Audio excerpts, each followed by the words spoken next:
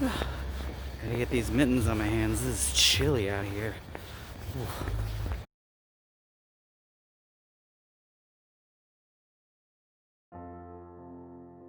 Well, good morning, Mama, and the rest of the world. We're back at it.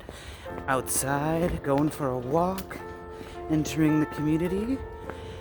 Happy Yule began yesterday. Such a wonderful time of the year. It is probably behind Samhain and the Halloween season my favorite time of the year because there's a lot more to it than the Americanized version of gift giving and kind of capitalistic ideals that have become a part of this season and this time of the year. There's so much more to it than that because there's so much more to focus on than just giving and receiving gifts.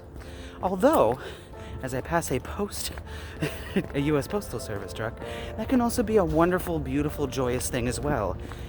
Getting something from somebody feels good, especially when they give something that proves that they know you, that they know something about you, that they know what makes you happy, and that helps connect the two of you. That's a beautiful thing. And it's similar to when you are able to give something to somebody else that makes them feel good.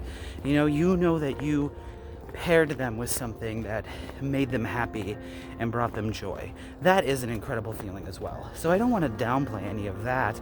It's just that this time of the year has become something that stresses people out, that makes people sad and upset. So the winter solstice brings the longest night of the year. Last night was the longest night of the year, was the shortest day. The festival is about finding the light again and praying for the return of the sun and for the days to get longer again, for the nights to get shorter again, for the sunshine to come back. And the festivities at this time of the year are meant to help us take stock of the things that are important to us, hold loved ones dear, and feel some semblance of comfort and connection with people while we're living in kind of literal darkness. And there's a lot of reasons to want to do that this year because of COVID, because of the pandemic, because we've been separated from people for so long. We're feeling really, really cut off. I'm waking back up again and I miss people. I miss doing things. I miss going out. I miss having people over to our home. It's tough at this time of the year for a lot of us who are used to being able to go meet up with friends for a quick festive get-together, who are used to getting together at family gatherings. And we are focusing in our household on a more connected, intimate Yuletide festivity and festivity. So I wanted to talk a little bit today about what we can do to take stock of the things in our lives that are important to us. I know for me personally, I have actually managed to accomplish quite a bit this year while also feeling incredibly limited and stuck. During therapy yesterday, my therapist and I talked about the fact that we can have that strange dichotomy of feeling where we are actually doing quite a bit and accomplishing what we want to accomplish, but having that barrier makes it feel like nothing's happening. Like, because I can't take the next step, it feels like I'm trapped, like I'm stuck, and I can't break out and break free. And that's a strange feeling to have. I can take stock of the many things that I've gotten done. My recital was 14 pieces of music, give or take. Hang on. Yeah, somewhere around there, 12 to 14. And that required collaborating with 13 other performers from around the Midwest. I just released an album of music. I did an entire set of cover songs at the beginning of this year, something I had never done before. And it's just been very important to me recently to not feel the need to brag about it or tell everybody about all the amazing things I've done this year so that I can make myself feel better and make myself feel above other people. I need to take stock of the important things that happened this year because I need a reminder that there were things that happened that were worth celebrating this year, which is amazing because it's really easy to fall into that rut and that trap that makes us feel like nothing happened this year. There were some horrible, awful things happening that we have talked about in a variety of places. You may have heard our podcast earlier this year, Steer Queer, and we talked about many of the systemic issues that are really plaguing our country and our world right now. And it's easy to fall into a rut because you feel like you're being buried under the weight of not knowing what to do, where to start, how to help, how to jump in. And that can feel really debilitating. 2021 is not going to be a year of complacency. It can't be.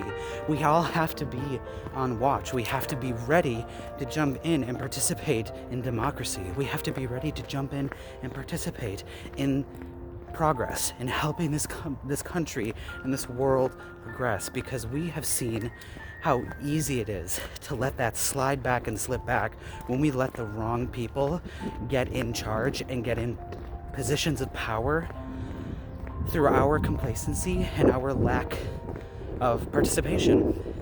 And in order to do that, in order to feel like we can participate, we have to feel like we have the energy and that we're charged for it.